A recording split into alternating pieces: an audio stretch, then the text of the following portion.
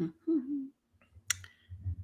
All right. Hello, hello, and welcome to the Collins on the Rocks podcast. I'm your host, Collins, and this week we have a blast from my past, a writer that is making waves. We have Johnny as my guest today. Hi. Hey Collins, How's it going? it's going pretty good. How are you doing? I'm good. It is Tuesday afternoon. I just signed off of work and I'm so stoked to be talking to you. As mentioned, you're kind of a writer, but we met each other 9 years ago. Oh, I don't want to date it. That's I don't want to think about that.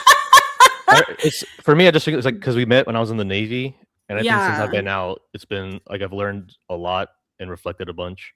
I think Yeah. I'll talk about it a I little think we're bit. very different people from Oh, for from sure. them. And we both are married to different people. We're not married to each other. That's weird. But I mean not we I am who I I got am. you. Yeah, You got- it's like I phrased it a specific way. It's actually phrased a different way.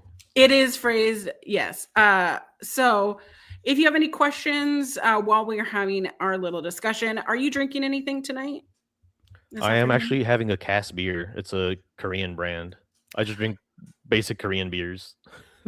Korean beers. Okay. We have Zach Minger in the chat, always ready to say today is National Christmas Movie Marathon Day. Uh, before we jump into anything, Johnny, do you have a favorite Christmas movie? Oh, without a doubt, the Muppet Christmas Carol. I have it Yes. on cassette because the Disney Plus version removed "The Love Is Gone," like the saddest song, and like it's too What? impactful to take out. Because I grew up on that one. Yeah. I remember distinctly every time the Marley and Marley came out, I would hide behind the couch because the it was Because too they're scary. scary. Like the Ghost of Future, like the future ghost was not nothing, but like those two guys was horrifying. I just got Gremlins in the mail. I got that on cassette. We're probably gonna watch that later. Okay. It's hard because here's the thing. There are a lot of Christmas movies that are like, that is obviously a Christmas movie. Love Actually, Muppet Christmas Carol, A Christmas Story, It's a Wonderful Life. Like these are all like centered around Distinctly Christmas, Christmas. you know. But then people try to interject like Die Hard. See, I get the I, idea because at this point we've had the internet conversation so many times that I think yeah. one, we're millennials especially are super irony poisoned. So it's like it used to be like a fun conversation, and now it's just like, oh, you think that you're a dumbass. It's like we're just having fun. Like it's supposed to like let's think about the movies we all enjoy, right? Yeah. Just like someone's like a Christmas Story's not even that good. And it's like I understand how you feel if for whatever reason your uncle put it on every year on TBS for the marathon, but it's still Right. a good movie. I'm just sorry that you've watched it ad nauseum. That's not the movie's fault. It's whoever signed True. TBS like said, "Hey Turner, just go ahead and play this movie for 24 hours." That's a them problem. It's a good movie. It is. I do think it is a good movie. It's a classic movie. It's really, I think, the standard of what a good action movie is. Again, we grew up in a very similar era, um, where we were just talking before we went live about how you could really define where you are in the millennium and all of that based on technology, because our relationship with technology is very different. My favorite person is in the chat, Mrs. Pluggo. Love you. How are the kitties? Hope you're doing well. Um, what is your relationship with technology these days? I've been making strides to stop using my phone for absolutely everything. It's Isn't that like the millennials' dream is to like go back to a flip phone? and because exactly we have a distinct recollection of time before the smartphone. Like Right. I only got my first cell phone because I was the fourth family member on a family plan, and my parents got a free phone from Sprint. They're like, "Here's a flip phone, dork," and I was like, "Cool, I have my own cell phone." They're like, but don't make calls before 9 p.m. unless they're Sprint. Like free nights and weekends. It was like you could just say that Yeah. without context, and millennials be like, "Free nights and weekends." Like you remember that Yeah. because you had to do like, or you can only text, "Hey, are you in Verizon or Sprint?" Because I can't Yeah. text you otherwise. I can't just text you for free. Or It costs per text. AT&T. Yeah. Because the relationship to how data works is it's actually like the pillar of a kind of a economic evaluation of where we're at. Because we're not really in capitalism anymore. If the longer you think about it, because it used to be what production was we're doing. It's like we're all doing subscription services. The biggest Mhm. companies on earth don't really make stuff. Like Amazon doesn't make anything. They're not a marketplace, right? Capitalism used to be like marketplaces. Now they're just like go to our platform and use our thing to buy the stuff. Everything we do for interfacing, like money, because who goes out the house, right? Mhm. The millennial dream growing up is like, I'll never leave the house and do everything off of like off the internet, and we kind of can Right. now. And so instead of it being a capitalist game, it's like the who's got their stake of the cloud first, like who's got their bigger chunk. Because like Uber doesn't actually own the taxis, the people do. Yeah. There's like we make money doing nothing new. We just have algorithms, and so it's whoever has the better algorithm is like making the more money. Like we're in a completely different place now. So like we've seen technology literally help. So like capitalism helped advance technology, and then Yeah. technology dug its grave. So now we're moving into this weird. You don't own anything anymore, and Yeah. the algorithm is owned by like people own this algorithm, and it's tweaking like, hey, like it's our feeds. So the things we see more often, the things we want, like it's trying to rewire our brains. And they didn't have that in capitalism. They didn't have that in feudalism. Like the people making the money own algorithms, and they're like, oh, how can we make you more angry because that drives more Right. clicks. And like TikTok's a really good one, right? Like they know exactly how many swipes. All right, let's put an ad for an MF Doom sweater. I'm like, well, I'm gonna probably check that out because Mhm. you know enough about me to show that to me, right? You're So like right. You TikTok know, is like has yeah, they got know me the more than I perfect know footprint myself. to yeah Yeah. to not only make money off of us, but put into our minds ways that we should pay them more. And this is all by using our data that we don't get paid for, right? Like no one asked me, hey, fill out the survey so we can give you better ads. Yeah. Because at least, at the very least, if you're gonna like extract my data this heavily, like cut me a check. Like if I got Yeah. like $5 for every data's that they used, then yeah, maybe I wouldn't mind so much as like they're gonna use it anyway, so at least like throw me a bone here. That's why when anyone is like, "Oh, I don't wanna sign up for this, email subscription," or, when I used to work in retail, people would be like, I'm not gonna sign up for this American Eagle membership, whatever, because I don't want you to have my data." It's like, well, actually, every we know where you are now. Location services has everything. If you have ever checked into any place and put it on Facebook that you saw a movie or you shop here, they know how to market to you. And We have a tracking device in our pockets now. It's oh, it I and want it's to because throw my phone away. I think about it all the time. Because what I did, I was like, I got because I've always liked older stuff. Like Yeah. always get my tube TV because I play Smash, I play Melee. I guess I play the Project M more importantly. It's like one of the things I love about this area. Like they still have like the player base, and so it's like that's the first community I made out here. Hmm. Um, and so for example, like we used to find tube TVs, like people were literally throwing them away. Now there's like the weird vintage market. Everyone's like, oh, look, buy your cassette and VCR, and like they're trying to make sets out of it and like sell it for a lot more money. And that's like within a decade turnaround. Because I used to just pick up extra tube TVs and give it to the tournament organizers so we'd have more setups. But now like that's specialized, and you're seeing it. Even like audio cassettes are coming back. Hmm. There's a little bookshop near me, Hex off of 522, Okay. and I like he has cassettes, and so like I bought Power Slave by Iron Maiden on cassette, like the old mint, because I have a little cassette player. So like instead of listening to That's Spotify, like I catch my so Spotify. adorable.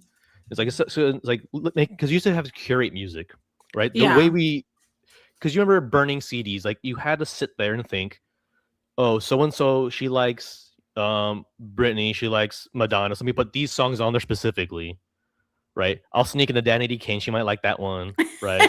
Or am I sneaking a Whitney Houston or something? Like you Yeah. could put in thought, but now it's just like, oh, here's a playlist, and you're lucky if your friend listens to it because we've curated music for ourselves. Yeah. It's just like society. We're atomized and isolated. It used to be like a collective, communal. Here's a CD, and then you trade the CD back. But now it's like oh, this is just me listening to music passively as I do other stuff. We used to like make an event of listening to our records and our CDs, right? Because now it's like on release day. Release day is nowhere near the same. Like I know people are probably excited for Sabrina Carpenter or whatever this year, But you used to have to go to the store, and people would Yeah. wait in line for Wait in CDs line, and for records, and it's like because it used to be, pre-order them if you could, it's and like it would show up at the store. it's like how we're saying like there's like errors of stuff. Like the internet used to be a place you had to go to your computer somewhere in the house, log on, and everything else you had to go physically in place. And so now that stores and everything are online, like you just have your phone open, you're like, oh, I can preload the new Creator album coming out next month or the new rap album coming out, have it Mhm. pre-downloaded. So the day of, I might not even remember, but I open up Spotify, it's just magically there. And we lost the, because you would bump elbows with somebody waiting for Gears of War 3 at Best Buy. And for all you know, like, well, you're playing Gears, I'm playing Gears of War. We should trade gamer tags. Like that doesn't happen anymore because it's all Yeah. online. And the Mhm. last thing you want to do is continue talking to someone you met in a comment section, because that's not how the internet works. You only end up in a comment section because you're pissed the hell off because that's how Oh my algorithm works. gosh. You're only Yeah. because the biggest, because I'm always like, I'm trying to get off the apps. I'm on Facebook still, and I'll see a reel and it's like, my grandma taught me this trick, and it's the most head ass shit you've ever seen in your life.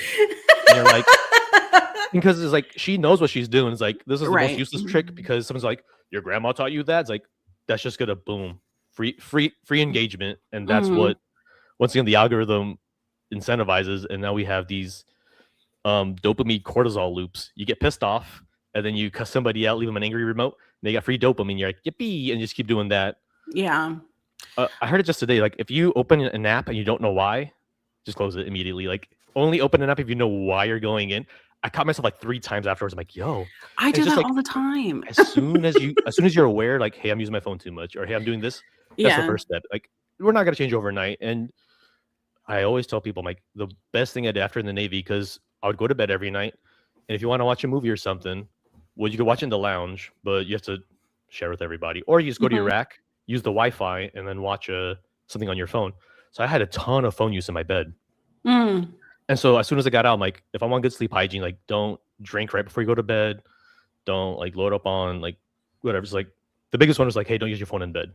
So Mhm. whenever possible, like, I don't leave a charger near my bed because that's really a good, easy way to do that. And even now, like if my alarm goes off because I have to wake up for I work, was about to say, do I'm you not have just staring at a my phone. physical alarm clock? I've been on the fence about picking one up, like just going to Goodwill or something, because just like how I bought like a cassette player Mhm. or I have like the VCRs, like let me find ways to be off my phone. Another one besides, because like that's one thing with like playing Melee or specifically Smash Project M. It's like you have Mhm. to play with other people. Like there is like online equivalents, like you can play whatever, but being at the same setup with someone, this is a community, like a physical community. Like I know these people, I've known them. Some of them are Mhm. newer even, but it's like we have to physically be there. The next season of Seattle Mahjong Club, I want to be in person. Because it's an opportunity to like play a game physically. So you can play Mahjong Soul online, right? That's totally a thing. But actually, like flipping tiles with another human being is an enriching experience. And Hmm. there's so many, especially in our area, just like going to another castle, like either the Barcades. I think the Marysville one, Edmonds is the closest one to me, and then the Bremerton one. You can just like play pinball and like be with other people, and there's like finding the things near you to be around other people's like because it's so much easier to be on the phone, right? Mhm. Just like it's easier to drive everywhere, but it's like, hey, if I can take a bus there and then while I'm on the bus, like read a book instead of just staring at my phone, it's like just you have to like give yourself the opportunity to like not do the right thing, but do what you want to do. It's like I aspire to attend. Like our attention wasn't like we didn't lose our attention spans. Like this was systematically taken away from us. Like if you ever watch Mad Men, that's just a documentary about how the neoliberal orders kind of like shaped our minds because Right. they're like, how do we make you think this thing, and then you accept that reality? And with especially with technology, like every single thing's been like it demands your attention. The because you've used the internet on a phone before, smartphones. You remember, like Mhm. you go onto FML or whatever, like you hit the end of a web Oh page my god. and you have to hit next page because Oh my scrolling, endless god. scrolling itself is a Yeah. mechanism where like because you continually anticipate, right? And dopamine is when you is the anticipation. That's where that's Mm. coming from. So when you like hit the bottom of a page, you're like, I've read enough of my life as average today. I can close out. Like we used to hit that point because I think Mhm. Vine was the same way. Like you get to the end of the Vine and you're like, oh, that's all the Vines I have for today. So they're like, how can we make that not happen? And just like we're giving data to data, like it's techno serfdom, by the way. Um, Right. us putting stuff on TikTok, on YouTube, YouTube gives us a cut with the pie, but they're making the money, right? Or TikTok's giving us like a cut, but they're still making the bulk of the cash on it, right? So it's like, Right. here's our content, and if you're so great, oh Lord, would you give a humble serf but a crumb, but 25 cents of ad revenue, me lord? You know, like that's what we're reduced to. But we all understand, like, hey, if you get good SEO, you have good hashtags, like we're learning how to deal with the algorithm. Like, Yeah. we know, hey, if we talk at these speeds, if we're hitting the camera angles, like we're shaping the algorithm shapes us. It's Marx's structure and base, but it's slightly different now via algorithm. That's like why, if anyone wants to like read a book that's super dense but really good, is Techno-Feudalism, What Killed Capitalism. Because it's just like, here's how we got here. It's like, people have great questions. Like, I saw someone complaining, like, why don't we have high-speed rail in Texas? I'm like, there's an answer. It's Southwest Airlines. Like, there's answers to these things, but Oh. we forgot how to look up things, because we used to have to Google stuff, and we used to use like Wikipedia like an almanac, because we grew up with actual almanacs. Yeah. So we had to learn how to look for stuff, and that's still a skill we use even now. Like, people, because someone like us, we'll sit down and Google a thing, and you'll look at, oh, that's not a good one, because we still have that media literacy from high school. But nowadays, people just like, oh, I'm just gonna ask ChatGPT, or like, I can lie to you for free, bro. Like, don't ask. Like, and I Well, won't there's waste 3 the water bottles worth of to yeah, do there's it. Like, that I'll lie to girl you. who wrote that essay or whatever that referenced the Bible without referencing it, and the TA gave her a 0 at was it University of Oklahoma or Oklahoma University. I can't remember. I just know it's Oklahoma, and I just think it's so interesting seeing people defend even her essay.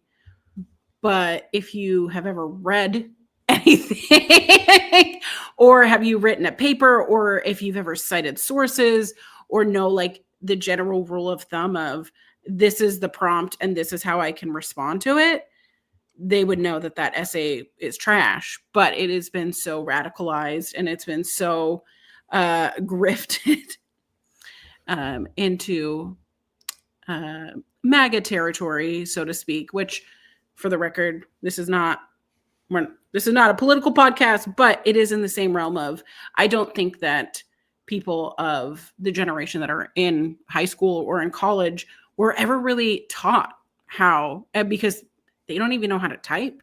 They type everything on their phone. They don't know how to type on a computer.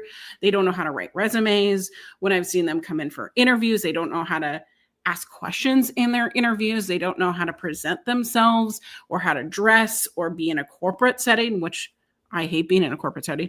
But it's the thing of, there is that disconnect of how do you function in society, and not being reliant on information being literally fed to you, you know?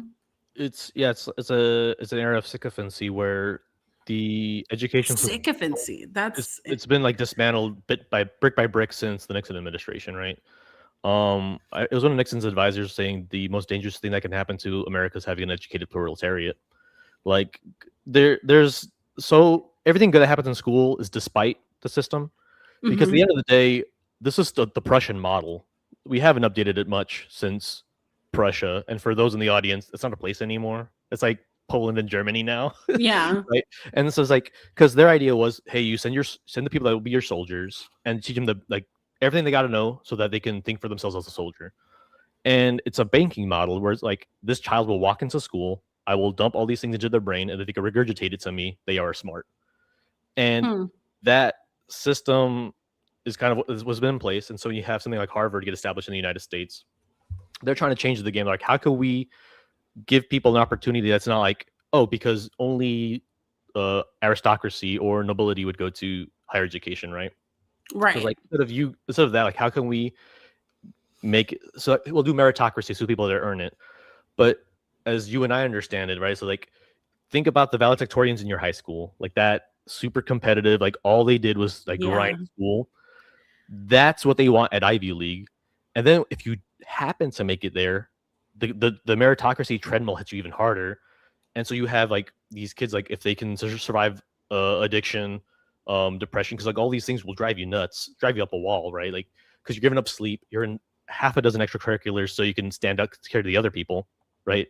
And so it's like, this drive, like that's that baseline anxiety we have, like that anxiety to strive and be the best, where it's like we're not given a chance to fail in the banking model for education, right? So it's like Yeah. if you miss up a test, like, oh, you're gonna fall behind. But when we fail in real life, it's like, hey, here's what went wrong. Let's try it again. And we learn from that, because mistakes should be an opportunity to learn, not uh like it's not my fault. I made a mistake. It's like I tried. Is anything like, hey, you should be rewarded for trying.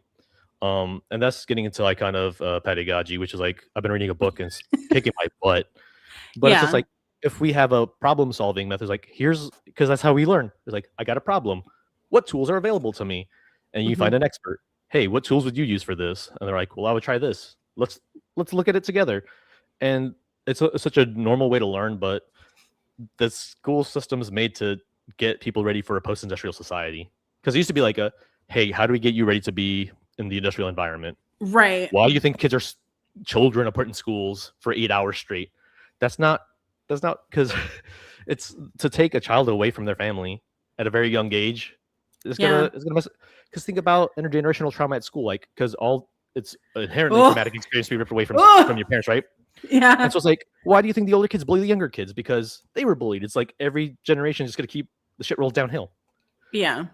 And it takes like one kid standing up and then kind of stops, but then they get older and then it starts all over again, because we're just continuing a cycle of like, let's put you in an unnatural environment for hours on end and then blame you for not succeeding.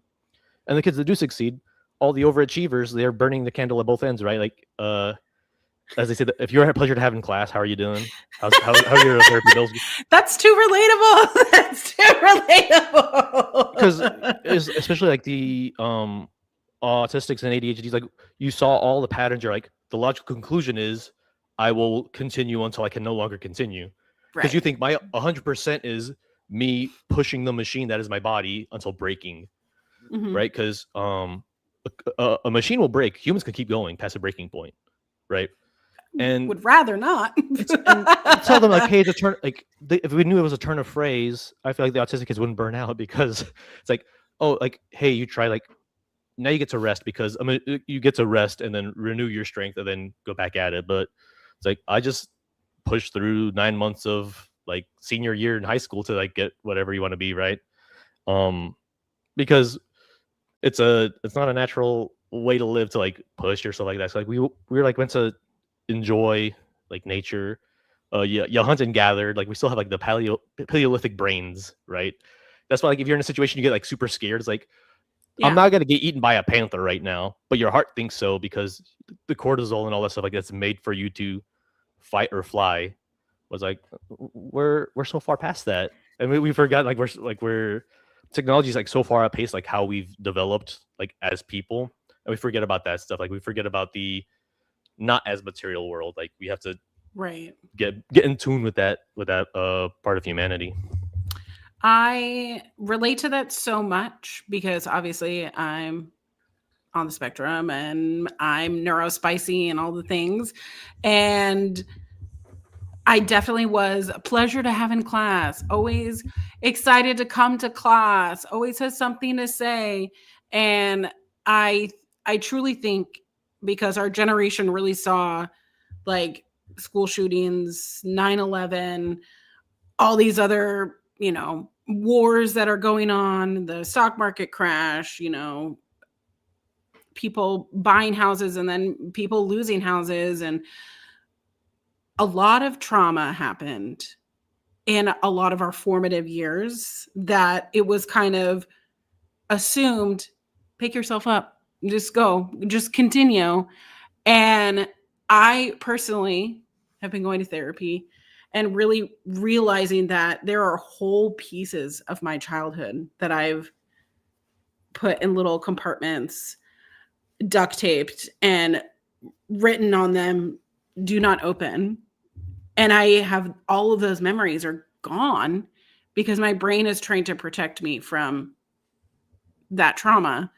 Uh, but as we're trying to figure out why do I cry every time that someone raises their voice, or why do I get super emotional when I'm watching a love story and people are being intimate and I never feel like I can achieve intimacy with someone, it's all related to trauma. and things that we have to push down to, I don't know, to not stop and to continue. Um, Yeah, because if the main goal in society is to like make the most profit, like these things can be prioritized. Like that's why we see mental health for a long time was like people would get to a certain point and then you kind of like peter out because it's like yeah. we have a pretty good material analysis, and I think even nothing like despite it, but like cognitive behavioral therapy, dialectical behavior therapy, like there are I think good things to do in it, but it's like at a certain point, um this might be a hot take. Like you graduate the therapy when you're like, wow, all of my problems are structural. Like all of these things are like a Yeah. structural issue that's affecting me. But ultimately, I think it's like you should all do therapy because like just talking about stuff, like you'll like just vent about your day and like, oh, by me walking through that, I realized this is where an old pattern popped up. Like this is I know this is an irrational thing to say, and I probably shouldn't have said it. Let me like just stepping through that thing's really good. That's like what I do nowadays. Like I'm not necessarily working through stuff. Is like just that day, like, hey, this past week, this is what happened, and then you talk through, you're like, oh, that was down there. It's like writing an essay. Until you sit down to like put pen to paper, you're like the Yeah. ideas are there, like they're just like floating, but like you synthesize something, you're like, oh, I actually put words to it. And same thing with like just even talking, right? Having exchanges with people. And that's why therapy is because like it reminds us of like when things were more communal, when you had a group of people Hmm. that you could talk to openly. Because we're so atomized, we have I always try to impart that we're living in the Protestant world, like even if you're raised in it or not, it's because the American hegemony, like the country is built by the Protestant weirdos that left England, right? So it's like Right. the work ethic, Calvinist, the predestination paradox, like that has anxiety and stuff that comes with it, like that internalized shame, that guilt, and all that stuff. So it's like if that's just your baseline, right? Like because we're a quote Christian nation, like if that's what people like think of the ideal American is, like, oh well, that's inherently like a very stressful place to be because like you have to prove your piety. Um, if you're not making enough money, like one, God doesn't love you, and two, it's your fault. Like all of those things, like Yeah. that pattern of thinking, whether or not you're in tune with that, like we have to reckon like, oh, this is like where the patriarchy, how this affects women, how it affects men, because that's the other things. Like I think like, oh, men ain't shit, people have to dunk on dudes. It's like that was like second wave feminism is like you can't uh fix love with hate ultimately. So it's like one, it's like we have to recognize like how these structures hurt women, but then also it's like it's forcing men to live up to unnecessary unreal standards. Like I get a lot of weird like here's like you make your beard better ads, like currently like that's what to be masculine is to have a full beard, right? Beard. But it's like So your algorithm already knows you have a beard. right. And what happens is like it's trying to have me live up to a standard of what men look like, and I had an amount of dysphoria when I was younger, insofar there's like I don't feel that way, and I got older, I'm like, oh, this is what society thinks a man is. I don't feel that, but I Mm, know I'm a man. That's kind of like how I circled back around. It's like I feel because I'm a cis man, yes, but it's like I had this dysphoria because this was society kept presenting. This is what men do. This is what men are, and it just mhm. didn't click for me. Like that just seems weird, right? Yeah. Because my mom immigrated to the States, but my dad was born in uh Great Lakes. So Okay. it's like I have like a split perspective. Like I see how his upbringing as a children of immigrants versus an immigrant, right? Just like how we saw like our experience with technology versus like our younger cousins or like them. Right. Like my oldest nephew was born in 2000, so he was like right at the line of after Google, after the millennium. To see him like as a grown ass man, like we see how those differences manifest.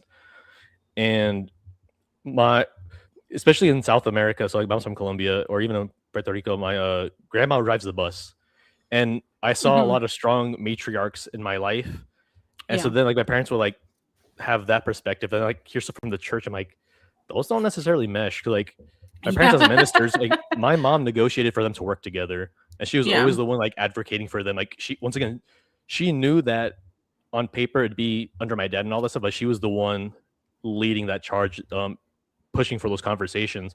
And so as a child, I'm like, oh, women are strong and women can lead and all these things. Then I see like culturally the opposite, and there's just a lot of dissonance. So even growing up like in a relatively conservative area, especially in the Navy, where the day just came, I'm like, Oh. how did I end up here? And it's like, Yeah. and what happens is Yeah. people take the path of least resistance their whole lives because Mhm. we're reactionary at the end of the day. Evolution is what's the most it can or what's the list I can do with and still survive. So it Yeah. makes sense. I was like, if I can just like kind of chill, and that's what ultimately what society wants you to do. It's like you get your level of comfort, and then you just coast for the rest of your life, and that lets the system perpetuate. And so I was like, if I'm never like thinking like, how did I get here? Let me. So I Right. started asking myself really hard questions. I remember there's stuff that we talked about when I had first met, and then eventually was like, huh, was I an asshole? It's like learning like because especially with because we saw the loss of like third places and like where Yeah. people can hang out, and that's one of the few things like once again fuck a youth group or whatever, but it was still like an opportunity to talk to people my age, and a lot of those people, Yeah. even if they're not in church anymore, we're still really good friends. It's Yeah. because you spend time with somebody and just like not staring at a phone or whatever. It's the damn phones, but it's finally like us like being around other people. Yeah. And it's like, how do you meet people anymore? It's like you met in a dating app because there's no way to meet people anymore. Because if I I go to like mean, Unicorn or that's how something we to like met. try to meet somebody, it's like, oh, I'm at this like really loud bar. It's like you're not meeting anybody in a bar because you go Yeah. there with your friends, like you go in with a plan or whatever, right? It's like because there's nowhere to meet people, so that's I'm like trying to find, um, like I said, when the barcade has events or whatever, just like finding ways. Like just recently, I signed up for the Scarecrow Video membership because it's like the nonprofit, like largest video archivist in the United States. It's like I can support media because like once again, like I have like cassettes and all that stuff. It's like this is an opportunity for me to give back to the locality, and like we have to find ways to do that. Like finding the mahjong club, like it's a hike or whatever, but if I want to be connected to people, it's a everybody wants to live in the village, but no one wants to be a villager, right? Like it's going to take us sacrificing a little bit of those creature comforts because we live in the Yeah. imperial core, and we like our sweet treats, and we've been incentivized from the system side who really want those things, right? We're the Yeah. first generation raised in consumerism, right? Like our parents saw it come up, like because my dad talks about it. He's like, I did Black Friday once for the half sister, like when she was Yeah. real small for the Cabbage Patch Kid. He's like, I've never seen the worst in humanity than that day, right? And he's just like, I will never do it Yeah. again. And so growing up, when it was me and my sister, like he had the first two, so he knew what he was doing at this point. So he's like, all right, so you two, he's like, I get all the presents by August, wrapped, put in the attic, put to the side, and it's done before Christmas What? Day. And he's like, Yeah. why? Because like he saw through the consumers. Like it's like if you're not buying these things, you don't love your children, right? How many of Yeah. the cartoons like that you were raised on were just 30-minute ads for toys?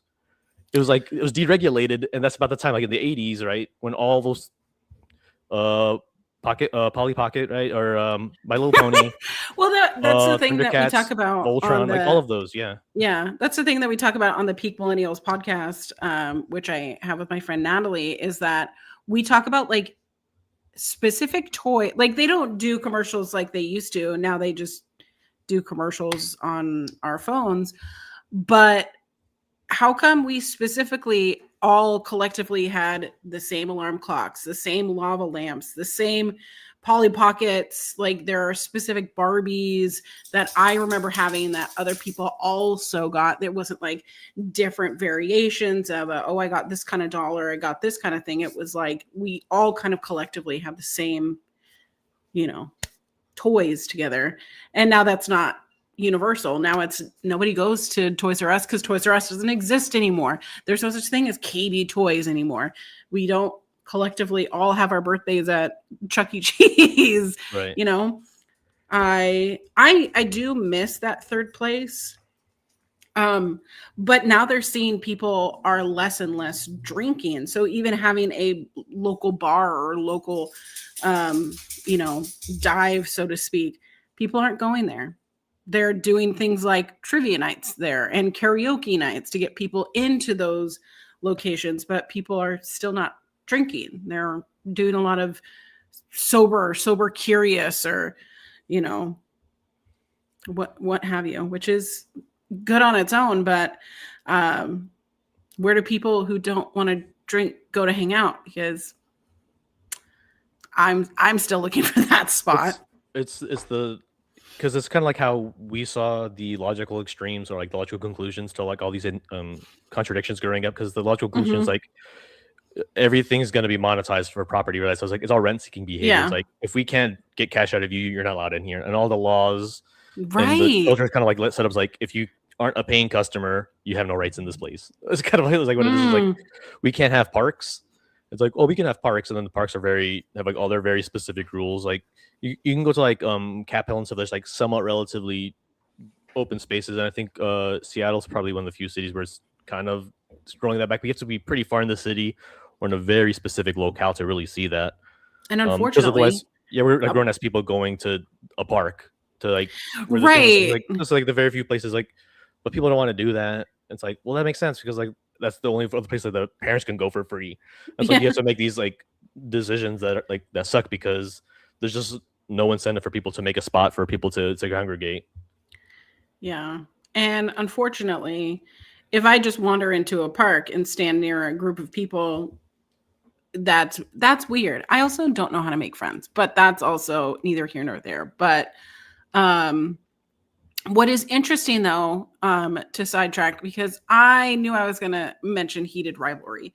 Are you familiar with the show Heated Rivalry? I am just barely, but I was probably gonna hop into it honestly. You should. watch it. But there's this thing that because I get into the habit of watching these shows in bulk, right? So I have a streaming capability. I'm watching all of it. But I think what is really lost is that week to week yearning for the episode. You know what I mean? Like you watched an episode and then you're like, oh my God, I have to remember all these things as I go. Like I have 7 days to fester on this one episode. And I really like that. And that's what I'm really enjoying with Heated Rivalry. But knowing that this last episode, episode 5, 25 million people have seen this episode. That's That's a shit ton of people. Yeah. Like, and that's it's a small on country. Yeah, like it's on Crave, and I don't know if because I read it's like Canadian Hulu, right? Yeah, it's Canadian Hulu basically. But I don't know if the Hollywood Reporter, which is where I read this, if they're counting Crave or if it's in general. But what they had said is that HBO collectively, I guess there's 72 hours of how many people have watched a streamed show, because not everybody tunes in at exactly the same time. But it's how many people have watched it in a 72-hour period, and 25 million people watch that one episode, not counting people like myself who have rewatched it over and over and over again, because I like to watch an episode, consume it, and then rewatch it. I do that with RuPaul's Drag Race. I do that with other episodic television shows. But it's a thing that I'm watching people get together and having watch parties. I love a watch party. I love watching something with somebody else because I love seeing other people's reaction to media or something that is collectively what I would say is, part of pop culture. I don't remember any time that responding this way to especially a queer piece of media, because also being a person, part of the community, seeing that represented. And it's not, it is kind of graphic, softcore porn, so to speak, but it's HBO. But collectively, like watching it and not being a joke, like that's also right. are you kidding me? And there are people in this country who are trying to make people like me and people like in the show feel isolated and alone and an other. And I just have seen such a celebration for it. And I feel like I'm part of something watching it concurrently week after week, which I haven't felt in a very long time, which is probably why I can't stop talking about it, why I can't stop consuming it, why I can't stop having it be a part of every, piece of my life. Which is also kind of embarrassing because I am in my late 30s talking about a fucking TV show. Like it's my entire personality. And unfortunately, it kind of is. But that's how I am with Babylon 5, and that show's way weirder and way older. So oh, but weird is fun. Oh, I love it. Like there hasn't been a cultural moment like this since because when Brokeback Mountain came out, it was kind of a cultural moment. Like the mainstream Hollywood was making a gay story where it wasn't like the butt of a joke. Was it like Hello, Mrs. Wong or something like that movie, where it's just like it's Mm, taking like a queer perspective and it's like it's serious. And sure, right. like the casting is 100% perfect, but like you look back, you're like, this was an incredible progressive piece, and like it does some good. And sometimes the best stuff is like slightly transgressive, but by being able to like make a movie at all, like sure they made mistakes, but they still put enough. Like look at these like drag women like doing something, and they Yeah. had the biggest hearts, and they were the ones to help everybody out, and they helped them in like that's a beautiful story. That's like, as it turns out, if you're in the shit, go find a queer brown woman, and she's probably going to be the first person to help you. As it turns out, right? Like that's just how, because like society's built on the back of black people and women. So how much more does that intersection carry that, right? A queer black woman threw the first brick, right? Yes. Like that's why intersectionality is so important, right? It's like anything they're like, hey, this specific group, you're like, let's not do slippery slopes and whataboutisms. You're like, Right. this language hurts people straight up. It's like if it's ever like a generalized group, right? It's like because like anytime someone starts talking like bad about furries, I'm not a furry, but they're like one or two sentences away from just saying something super bigoted. And so it's Yeah. like, do you not know that the amount of queer people, trans people, people of color that are all like furries, autistics is like, why it's like it's just like a way to translate your personality into something quirky, something fun. And there's like a whole group of people like, we found a way to do this, because it's not all that different from people that do LARPing. Like they get like their armor and stuff. Like it's kind of cool that there's more than one person that Yeah. wants to like wear armor and then hit each other with pool noodles. Like that's really neat. Like D&D players are the same way. It's like there's like Yeah. I was it's about to really say easy to D&D marginalize a play. group if you don't have a conversation with them. It happens to everybody. Yeah. And it's like until you've had a conversation with it's like that's why the hate groups have to make such big broad strokes. Like there's probably someone in their life that falls in that group, and it's like because people are like, oh, how come the president, vice president, or what wives are not like white people, blah blah blah. It's like that's not the point. Like because they're like, oh, well, this person's the exception, right? Everyone's got like, oh, my one black friend. It's like everyone's got that. Or it's like what my favorite is like someone gets like in trouble on the internet. They're like, well, actually, I'm autistic, or they're like hype by some random things. Like you got to own your shit at the end of the day. It's like if you can't show Yeah. ownership, you're not maturing. Like you have to like, you know what? Because I said some stupid shit in my days, and I'm like, you know what? If I say that, and I hope I'm not that person anymore. I don't want to believe those things. It's like I'm trying to improve, and it's like Malcolm X says, like it's not enough for you to pull out the knife because the wound is still there. So like if you pull out the knife like an inch, why am I thanking you? The knife is still inside. Like once it's removed, we gotta bandage it, right? Like there has to be truth and reconciliation for lack of a better phrase.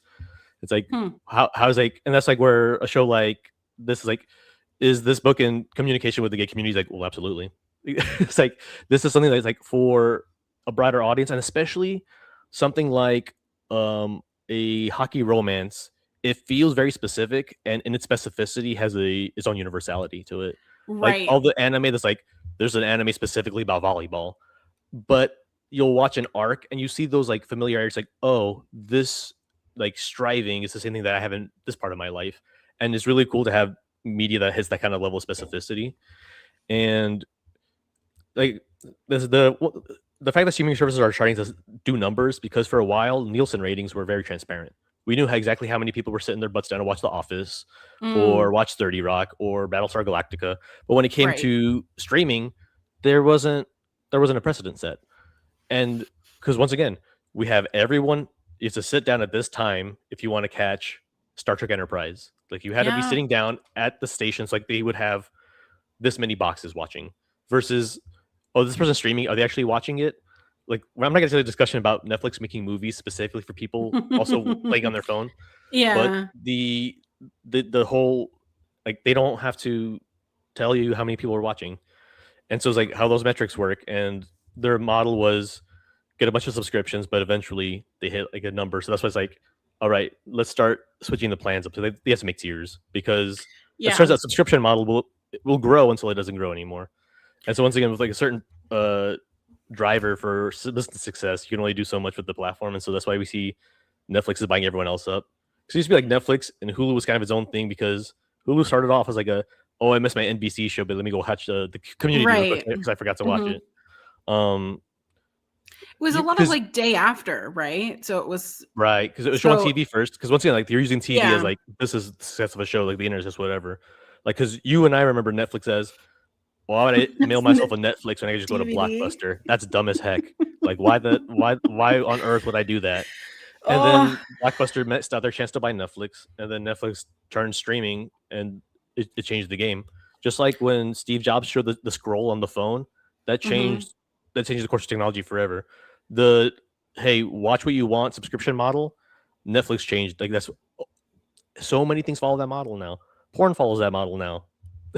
Like oh. everyone's just like all the technologies will converge. It's like Yeah. so like the the endless scroll of iPhones, the subscription model, search pricing from Uber. They set that standard, and Instacart got caught by More Perfect Union, and then they stopped it. 'Cause they're like, we're gonna have AI powered algorithm to do search pricing, right? Because they have all of our data already. I hate to tell you, they have all of our data, right? So that's why I'm saying, especially in the book Techno Feudalism, he makes a point where it's like, if this was like controlled by not a $1 billion corporation or a bunch of ghouls, like if you hmm and I had a say, right? Or like even like the workers of the tech companies, like as it turns out, most of them are living similar lives to us. Like there's a dog parent in there. There's a guy who has like 3 cats, and hmm their studio apartment in Seattle is just nice enough because they get paid good. But if they ever lost that job, like my friend, he works at Amazon at a higher up tech level. He's like, it sucks, but the pay is really hecking good. And he's like, Yeah. who else would hire? Like no one's hiring right now.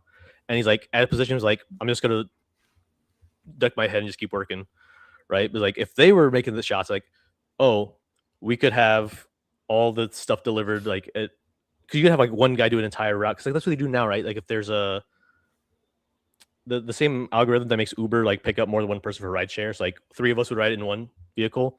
That's what Amazon's using to drop off more than one package on a route, right? It's effectively the Right. same algorithm. And so it's like, what if we had one ghost kitchen servicing this part of the city, and all of the people that couldn't leave their homes, like that were low mobility, or that like you get like one free voucher a week, and it's like the ghost kitchen would service this neighborhood, and they would know exactly who eats when, because they know our habits, right? If people are using DoorDash and Grubhub enough, they know exactly when you're hungry. They know what you're going to eat. They know what you're in the mood for and when. And so it's like they have all this information about us. Like you could make an entire algorithm to deliver all the basic necessities in a neighborhood. Like you could have a guy that's like, I will drop off all the toilet paper and toiletries for this neighborhood from one Safeway. Like we have that technology, we have that infrastructure, we have that data, but it's just owned by ghouls. You know what I I mean? Like it's like I it's hate that. it's all there. All this exists. It's like that's why people are like more easily imagine the end of the world than the end of capitalism. And that's one hmm of the things where I write. It's like, at the very least, I want my stories to have a semblance of class consciousness. So in the substacks that like those like short stories, at the very end of the day, it's like the in Forsaken, like this crew, like they're illiterate soldiers, everything's trying to kill them, but they have each other. There's like this illicit trust at the end of, like there's no one thing that the one would do for another, and they have each other. Or in Ray Gunslinger's, like he's super alone in a future that's unfamiliar. Uh, he's from the past, and so it's like just a fish out of water. How do you reckon with a completely unknown world, and it's just him building relationships? It's him asking questions. Where it's like, I could shoot first, ask questions later, get my paycheck, but he's like, is it worth just gunslinging just to make money? And it's like he has to make these really tough calls. And it's like that's how we should be. Where our first instinct should be, I would like to help. I'll have to sacrifice something, but I would still like to help. And you Right. have to put yourself out. It sucks because it's vulnerable. I had hmm an experiment that I was worried about for a few days, and actually circled back to being okay. I wrote 4 letters, like physical letters, to 3 neighbors and then the postal worker on my route. And I was like, "Hello, I'm trying to be more friendly. Like I've been in the same house for like almost 2 years, and I was like, I wish I would have hung out sooner or like said hello, but it's tough nowadays." And Right. to the effect of like, I wish we could have done something sooner. If you wanted to trade snacks, or if you ever need anything, here's my phone number. And nobody got back to us for a few days of like, maybe it's the mail or whatever. But the postal worker's like, I would love to trade snacks. I'm like, all right, so we're leaving cookies for her. And then the other neighbors got back. It's like the people like right across the street were transplants also. And so Yeah. they're like, I'm also from somewhere else, like, because I've been here since 2014. Her and her husband moved out here around 2014. They met each other here, and they've like, we wanted to do something similar, but they're like, life gets in the way. Like he had an injury, and she's like, we're just going about our life, taking care of their dogs. and because you have to like leave your house and knock on someone's door. It's terrifying. We're so It atomized. is. We're so because it's not our fault that we have the attention spans we do and that we're isolated. It's the environment we're in. If you take a bunch of rats and you put them in a Yeah. big white box for a month, Mhm. it's terrible. It's like if you put them in like in the woods, it's like, oh, this is the natural environment. Like you have to you have to have an environment worth like, and that's why as a writer, it's like I try to imagine a better future. It's like everything's Yeah. there, so I read a lot, and then I write the fiction because I have like glimpses like someone's got to imagine a better future because the the people of today aren't ready for that future. Hmm. And it's like the Soviet Union, like they assumed like the generation after, and they're like, you guys will see communism, hooray, the glories, whatever. But it's like they have like we can set you up for whatever's coming next, but we'll build it and you get to live in. It's like, but who wants to like put themselves out for a future they don't get to see? You know, it's like, all right, hey, you get to drive the bus to and from the pearly gates. Like, do I get to go in? It's like, no, you die after you've driven the bus your whole life. Would you still drive the bus? It's like, if I'm driving everyone else there, it's like you have to be willing to make those decisions. You have to get out of your own box for like more than 10 minutes. And it's scary. But I traded cookies with the neighbor. And now she knows her and her husband know that if they ever need anything, they got my number and Nick's number. Like the two of us, like you just hit us up. And next door, they're two parents raising three kids in Seattle. You know how like Katie Wilson ran on. Yeah. You know how hard it is for a family to live in this area. I Mhm. know my parents worked with children as long as they had me. I got to see my parents raise like thousands of children every week, you know, and I know exactly the range of the really sweet kids to the holy crap your parents have to deal with you ever, you know. And three Yeah. girls at their age is like in any environment's rough. Like I know how tough it is for four of us living in one house.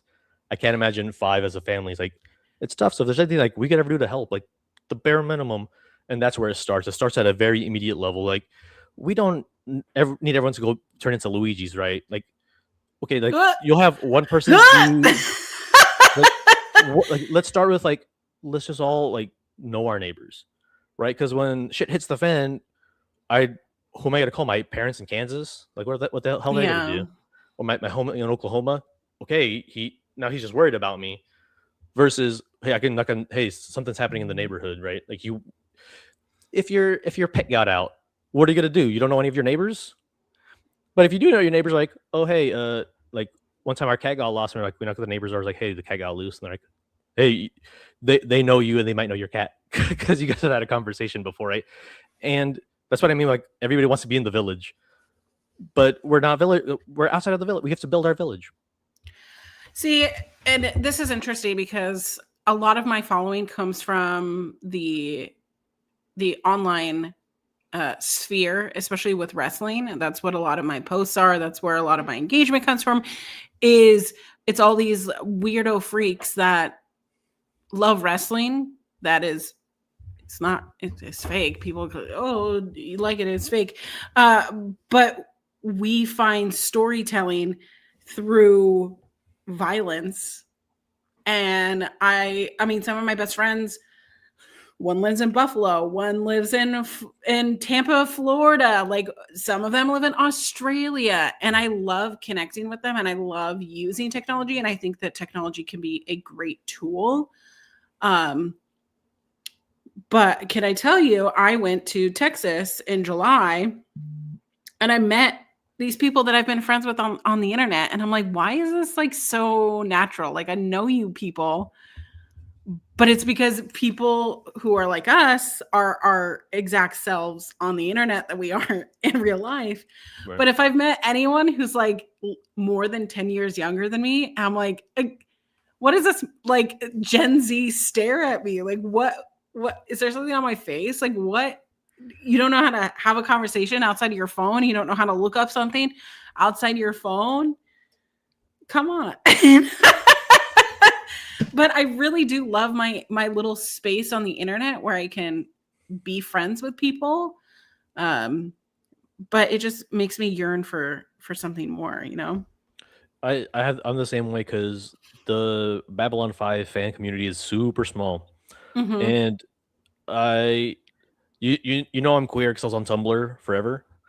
and I found all the other gay B5 fans, and we have like this Yeah. queer Babylon 5 Discord, and it's just Mhm. us like it's like this like one of the safest corners of the internet for me. So it's like they're like we all are somewhere on the spectrum, and we're all queer, and it's like we all just like this old space opera, Yeah. right? And there's like people I met through. There's like if I ever ended up in Australia, I have a friend. It's like these are people that's like if they're ever in Seattle, like you call me right away. That's the other thing with Smash. It's a because people travel for events so often. There's like Right. this everyone knows in Project Plus or PM that Seattle PM will welcome you happily. Like Western Washington is like Mhm. known for like hospitality. When people come out, we want you to enjoy the city just as much as we want you to enjoy. Like I will go to a tournament like the day of. Like we had a group of players. They're both from the tri-state area out east, and I was like, I'm just take you guys to Dick's so you can get the cheeseburgers. You can make the joke, but also you get the cheeseburgers. And they're like, Yeah. everyone had it. I had a cup of coffee, and it's like it was just like a moment for us to bond over food, a shared culture, and just hang out. And one of those guys, they're like incredible, doing philosophical stuff in social work. And they sent me some bell hooks to read, and it's like, all right, let me give you some stuff to read. And it's like we had this super deep conversations. Like we met through an illegal modification of a children's party game. Like these people because humans will find each other because you recognize the what's like the spark in someone else. You're like that's like when people get along. It's like once again we're so used to our like material reality, like especially from people that like I'm a scientist, right, or I'm an engineer type. So it's like I strictly like believe like what can be seen, but especially people that grew up in the church, like we understand there's like the spirituality and it Mhm. exists, right? Because think about a group of like 50 people all thinking the same thing. Like it's what prayer is, right? Everyone's focusing on the Mhm. same thing. If everyone's like doing that together, like you're gonna have that group energy, and there's that part of your brain that interacts with the greater oneness of the universe or whatever.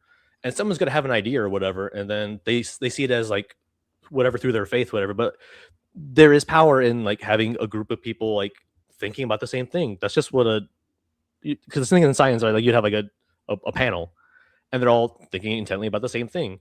And it's just like it might be like reskin or slightly different, but we understand that bringing people together, getting everybody on the same page, sharing energy. That's why I think it's funny growing up like with super fundamentalist people where they've never gone to a concert or something. It's like you Mhm. didn't feel the spirit of the Lord. You enjoyed music, right? Like, you go to a dubstep show and you're like, oh my god, it's the same Oh thing. no, that's Or literally me. like yeah, you love Hillsong United and you hear Coldplay for the first time. You're like, what? It's like What? they're just It's the they're just same? reskinning whatever's out there and just because as it turns out they're very good musicians. Just like Yeah. um the Book of Psalms, like King David was actually a gifted poet. He kind of had to be to spin. I'm actually a mercenary that usurped your king, but he wrote down, no, no, no. I was actually good with God. Like God chose me to be your king, and we're homies because we're both poets. Like he had to kind of set that up at the end of the day, right? Like, we revere King David in Yeah. church, right? So like, so those things can't be disputed. Like this is like a well written book. Another fun fact for the Bible thumpers, they never know. Like people think like a lot of scholars like there's like four parts of the Old Testament. Like the very early stuff, people are like Moses wrote this. There's no historical Moses, archaeological wise. Like they haven't found anything about Moses, but they think a woman wrote it because it's a familial comedy. Like the entire like But that doesn't fit the their first story, narrative. it's like right, and it's because like before modernity, even before like probably as far back as the Protestant split, but I think the Pauline Christianity is very patriarchal. But Mhm. we used to be like a matriarchal, egalitarian society before we started developing warlike states, and they more or less created patriarchy in like the Spartans or the steppes. And so it's like you had to divorce yourself from the feminines. That's why you see like what we see patriarchy now. Like all these antagonisms are just like trying to maintain a thing that's not the natural cause. Like why don't we have the 13-month calendar? Didn't I think I sent you that on Instagram, right? Where it's like Yeah. our calendar itself is patriarchal, right? A male pope was like, we're no longer going off of the moon, which makes sense. 13 times 28. Because what the fuck a leap year is? Like, whatever. But there's like, because the moon and like feminine energies and all stuff, like, this is what the world was before. And so, like, we have to, if you haven't looked up gynarchy at all, that's an entire like religion, like centering Oh women. no. It's very interesting. I don't know As much about it as I was like, that's kind of far down on my reading list, was like things to read, was like remembering what societies were before like today. Because once again, that's why it's like a lot of reactionary politics, like whatever came before today's got to be like, that's why you see the trad wives, that's why we see the a lot of that like pseudo fascism mystery was just like what the 50s used to be, was like, yeah, post-war economy, but it's like those conditions existed for very different reasons. Can we imagine a better future? Because we'll just devolve into something else if we don't, right? Someone's got to drive the bus, right? And if we just like let it go on like autopilot to where it's going, we're just going to be a techno source for the rest of our lives. Where instead it's like, what societies can we develop? Like, what could it look like? And part of that is just dispensing patriarchy. Was like, because feminism was like they were all equal, like that inclusivity, right? Like the difference between like liberal identity politics, where it's like, oh, we need more girl boss war criminals, versus no, like just because you are from this historically marginalized group, you shouldn't continue having to suffer those after effects. And so it was like, how can we not just remove the knife but reconcile and heal the wound?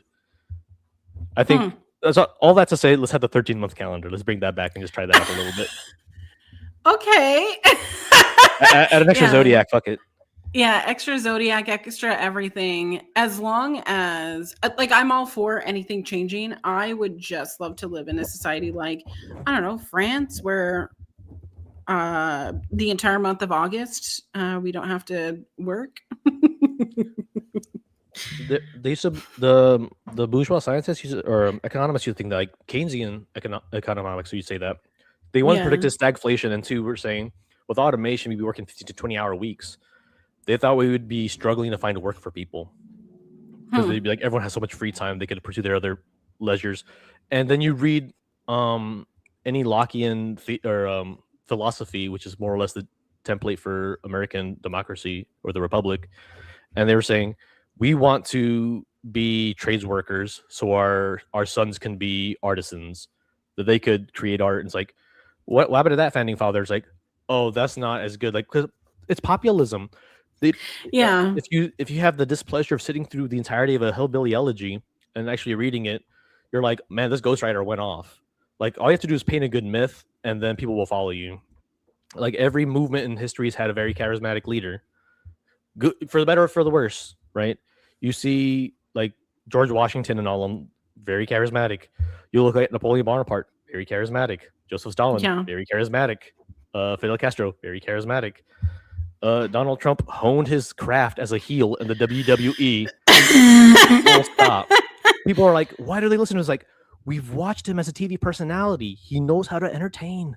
He's always known that. And he's like, he's the heel. So people are like, why is he making this decision? It's like, it might be dementia. It might just be him playing the heel, because it doesn't matter. Like, I'm not as familiar with wrestling. I've gotten to it like as I've been older. One of my friends, he's in Nebraska. His identity is Teddy Mercury. He's great.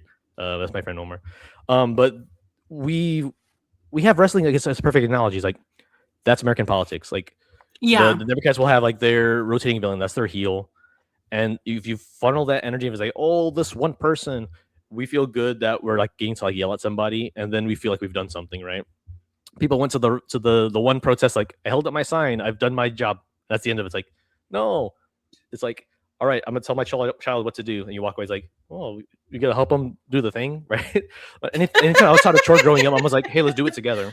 Yeah. Right? It's like, but because like we were doing the chores as a family. By the end of it, it was like we understood like everyone's got their place. And it's like you give people the tools to do stuff. You build those structures, and you create the environment you want to be in. It's like, I wish I was better at reading. Is like, it took me years to get here. Right after I got out of the Navy, I was like sitting around. I was like, I could have just like played video games all day. I did for a few months. I'm like, I'll just pick up a book. And it wasn't easy at first, but it's like your brain's elastic, fortunately. As long as we got the brains and the blood flowing, it's like the more you do a thing, the better you get at it, right? It's like, sure, the tech companies have found ways to hijack our brains, like kind of like get us to do our loops, or you tap your phone. I didn't even go off, but you tap your phone just to check. It's like our brains are that wired. Like, but by the same measures, like if you like made a habit of like reading, like I gave myself like small goals. I was like, I want to read like 3 chapters of this book by the end of the week, and then eventually you read like that much in one sitting. You're like, oh, let me up it. And so then you kind of start building those habits, and you make yourself like, if you want to do these things, right? So like because that's dopamine, that's anticipation. Like you want to continue reading the book. And I think sometimes it is uh, a lot of the stuff like we had to do in schools. Like when you don't do things out of obligation, it's so much more Hmm. fun, right? It's like, and that's why I always say like the people that did really well in school like did great despite it, right? So like 'cause they're like, here's like the stuff you should study for a thing that people like went out of the way to do it, and that's why you see a lot of people learning outside of school too, right? Hmm. Because my mom dropped out in middle school, like she never finished school at all, Right. but she's one of the smartest people I know, and that's one of those things where like I saw what we were taught, and she taught my sister and I. We were reading about like 2 or 3 years old, like we were really super young. Because she's like, I understand what I could have gotten for an education. So she's the fact that I did well at school is I think part of that was like her overcorrecting and then me getting a little bit lucky because I think I was just like just good at some of the stuff. Um, but it's like that Yeah. generational like just it's the human project. Like I might not be able to get there, and that's I think that thing that a lot of I hate to say just like natural Americans or like naturalized citizens were like see the immigrant drives like they see as the human project or like their nationality or like even if one of us doesn't like if one of us makes it through if even if it's not me it's like but they hold my memory like in West Africa there's a living memory. It's like as long as like someone in your life that passed away like you remember them so they still live, and Oh, there's a lot that's of trauma in beautiful. living memory. There's a lot of memories that we hold as a group. Like my family going to the Ozarks as like we all remember that in our own ways, and we can hold that with us as long as one of us is alive. That memory still lives, and because time's not That's linear. beautiful. Like we're just trying. Time's a colonial construct, just as anything else. Sleep is a political, right? We're supposed to like take a you fall asleep at sunset, Hey. wake up at midnight, do some stuff, and then go to sleep and then wake up again at dawn. Like we had the way we sleep now is very much from the Industrial Revolution. And once again, say because in living memory, none of us have slept like that. No one in living memory in American society uh predate because like consumerism. Like, once again, that's in living memory, right? Like we grew up under a consumer society. Our parents didn't, and so then a couple generations from now, it's like all the structures will like have things effectively wiped out, right? Hmm. And so that's why you need those international communities. I think that's one of the beautiful contradictions of the internet because it's connected us internationally. Where I talked to my friend Ryan in Australia, is like, what is going on over there? There's another guy, Joel, who lives in Australia. He's the same way. He's just like, he just watches American politics, like astounded, like, how do you guys like let this happen? It's How like, are you guys doing it's the this? frog in Yeah. the pot. It's like because it was just boiling over the years, and we didn't have the international like connection, like that you can just ask somebody in Scotland, or you can find somebody Right. in a different state. Like when people find out how it is in Washington or even Seattle, like like after living in a flyover state, I was like, it's day and night.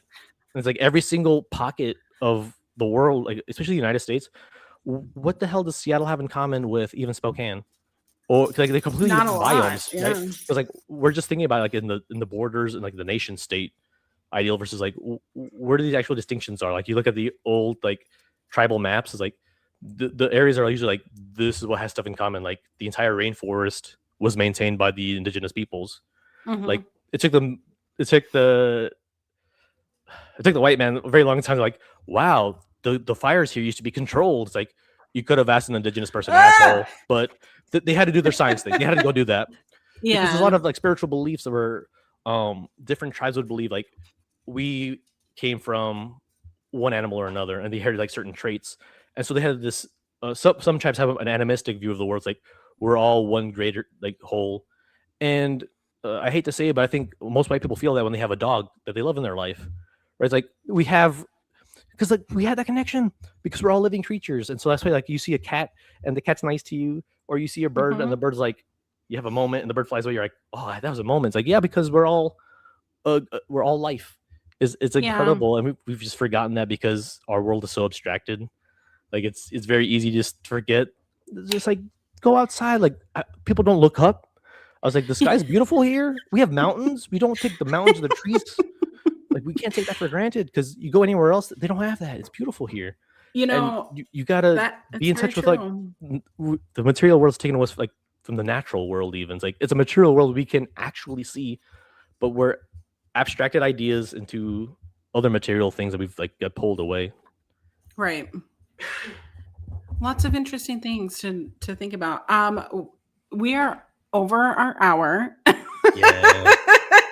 um, I I was nervous that we wouldn't have a lot to say, but we definitely had a lot to say. We've covered a lot of ground. You're welcome to come on another time, and we can continue. What can we plug? Where can we find your writing? And where can we see you? Yes, the Substack is Comrade Sheridan. The two ongoing series are both, I call it New Pulp. There's a greater New Pulp movement, and the idea is to recreate that old serialized, old like the publications that just have like short stories and like action Mm-hmm. heroes. Um, the first one is Forsaken, as a dystopian fiction. Um, that newest issue came out today, and then I also have Ray Gunslinger. It's a cowboy who was frozen in time and then thawed out in the distant future. I always imagine it like a Western meets like Dune universe or something. Hmm. Um, so my writings will be there. I'm gonna start doing more essays, like some nonfiction. I also have a podcast of my own. It's very specific. It's for Project Plus, the Okay. video game I play. That's P plus conversations. Of course, all this is like hard to say. Um, and then yeah, those are the main ways to see what I'm doing. And then I'm actually doing a music thing in town with the North Seattle Music Project. Okay. So early next year, I'll be performing live. They just have it's a time for people that are a little too busy to start a band to like play music together. And so I'm getting back to my musician roots because playing music makes me a lot better at writing, and playing with people once again, like that's just a shared energy. So Yeah. shout out to the North Seattle Music Project. But yeah, Comrade Sheridan, and then P plus Conversations.